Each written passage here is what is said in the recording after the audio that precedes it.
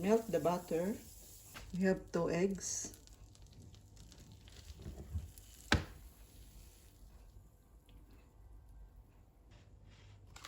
Then your tortilla. Let's turn this one. Put the cheese.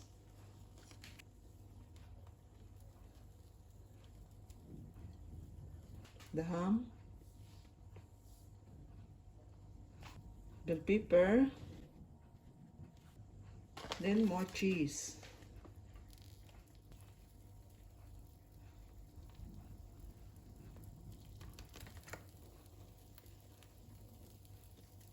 Then fold into half.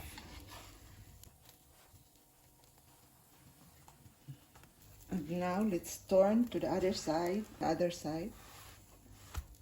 This is perfect. Perfect brown. Yes, this is done.